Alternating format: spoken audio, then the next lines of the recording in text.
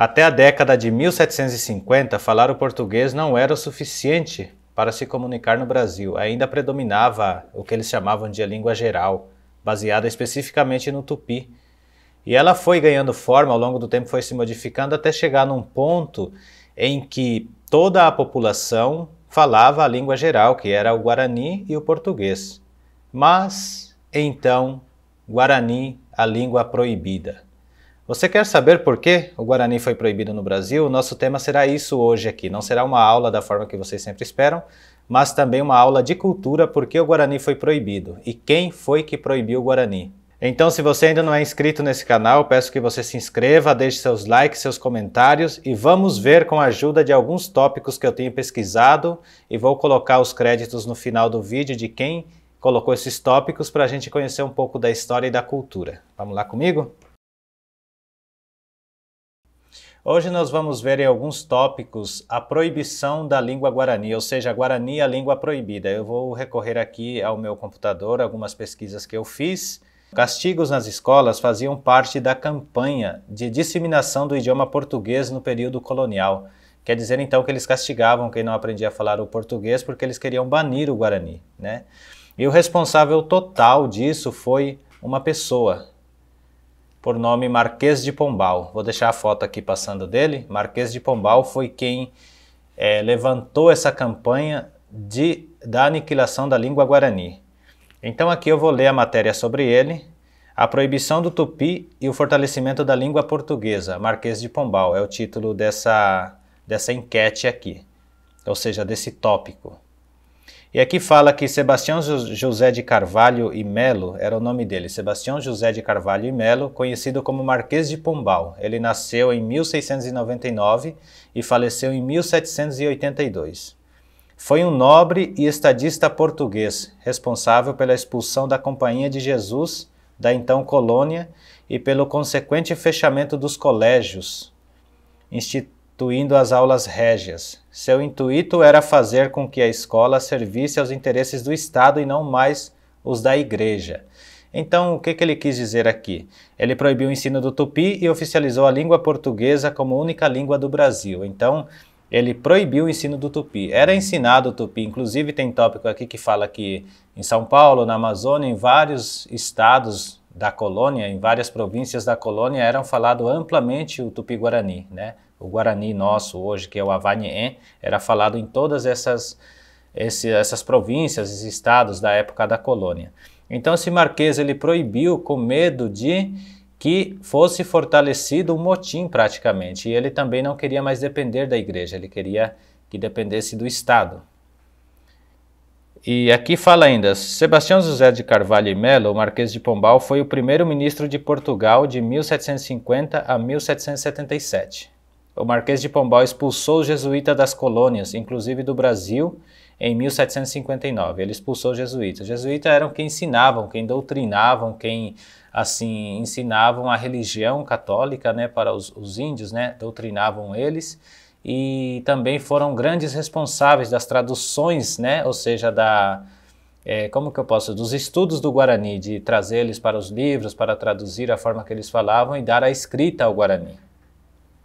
Aí fala aqui que o Marquês de Pombal expulsou os jesuítas das colônias, inclusive do Brasil, em função de radicais diferenças de objetivos. Ele tinha um outro objetivo para o Brasil, que não era o da igreja. O da igreja era fazer aquela visão de união, né, de unanimidade, enquanto que o Estado queria crescer, se enriquecer, ganhar mais coisas e ser eles os donos de tudo, né? E aqui fala ainda, enquanto os jesuítas se preocupavam com o proselitismo e o noviciado, Pombal pensava em tirar Portugal de dificuldades, organizando a escola para servir aos interesses dos estados.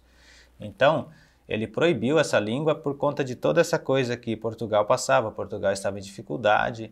Então não foi só porque eles eram um egoísta, eles tinham todo o interesse em favor do Estado, em favor do que nós vemos hoje, que é a forma de governabilidade, de governo, né? Em favor do governo, eles faziam o possível para eliminar as culturas. E a gente vê muito isso às vezes, né?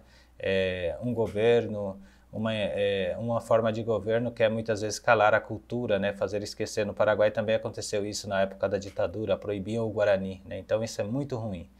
E é por isso que hoje a gente está falando a respeito disso, que o Guarani, a língua proibida, foi proibida por isso.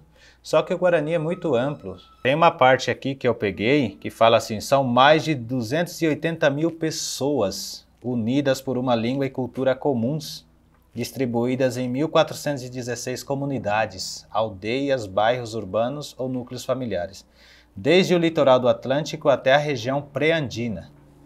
Os Guarani constituem um dos povos indígenas de maior presença territorial no continente americano. Então, assim, como eu disse antes, o Guarani ele tem mais de 2.000 anos. Esses povos eles resistiram a tudo que é moderno, à pressão dos colonizadores, e até hoje subsiste essa língua, e é o que nós tentamos manter ela viva, né, através desse canal.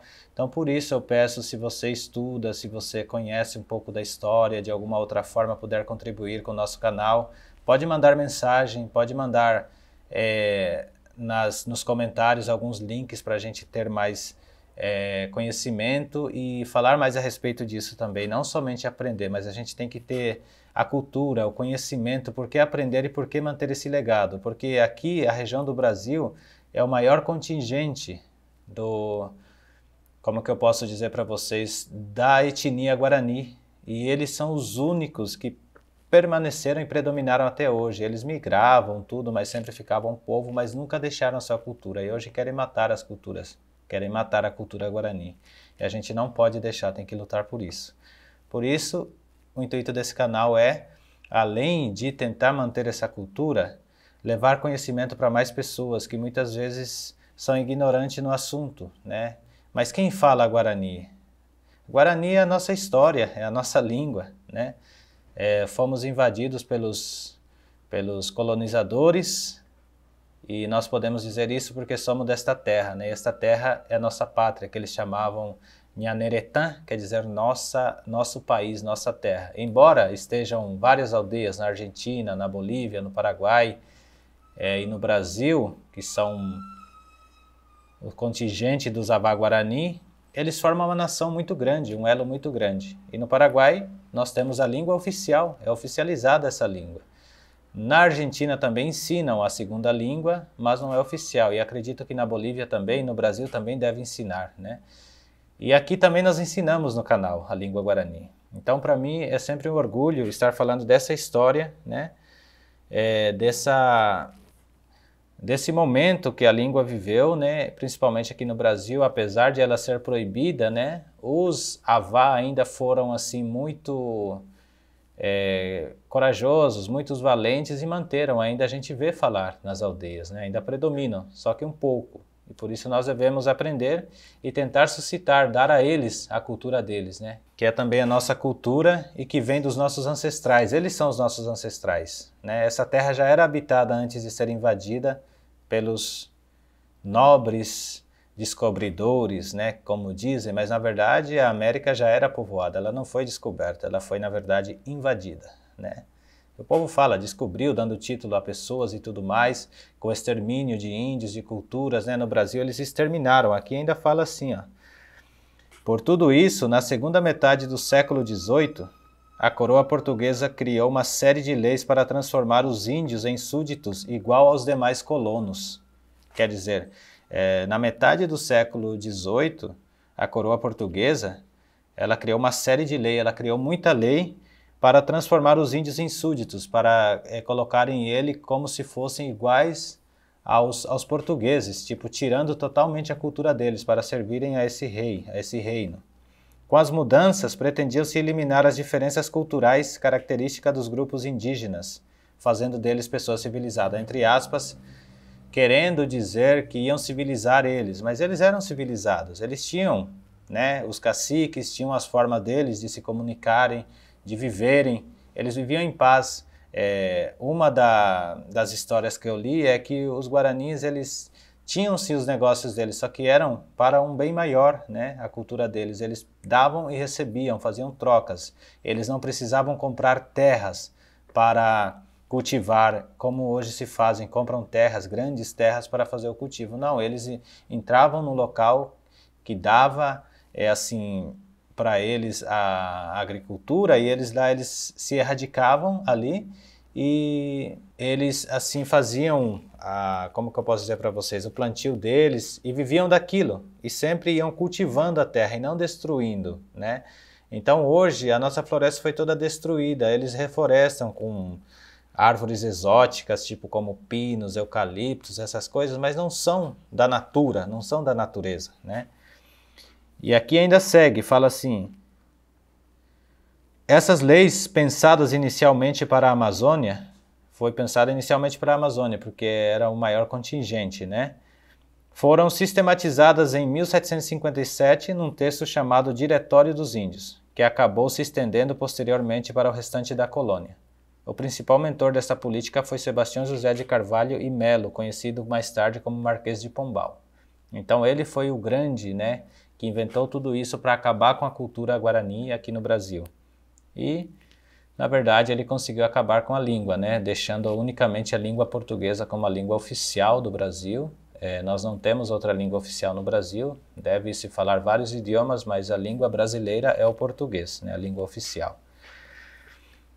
A coroa pretendia impor o uso do idioma português entre as populações nativas da América porque Pombal entendia que as línguas indígenas reforçavam os costumes tribais. Então ele entendia que a língua indígena reforçava os costumes tribais. Olha só, eles queriam tirar o costume tribal, queriam banir, né, o costume das tribos, tipo a crença deles, a cultura deles, do que eles eram acostumados. Agora imagine você tem o seu costume, a sua crença, e vem alguém, invade e bane. Por exemplo, vem um país aqui e, por exemplo, chega assim e fala: vamos banir com o português, vamos colocar a nossa língua aqui. Ninguém vai falar, ninguém vai ter cultura, ninguém vai comer mais feijão e arroz, vai comer outro, o nosso tipo de comida, seria mais ou menos isso, né? E ainda ele fala assim, né? Pombal entendia que as línguas indígenas reforçavam os costumes tribais que ele pretendia extinguir. Na sua visão, o uso da língua portuguesa ajudaria a erradicar esses costumes, ajudaria a terminar com esses costumes, aumentando a sujeição das populações indígenas ao rei e à coroa portuguesa.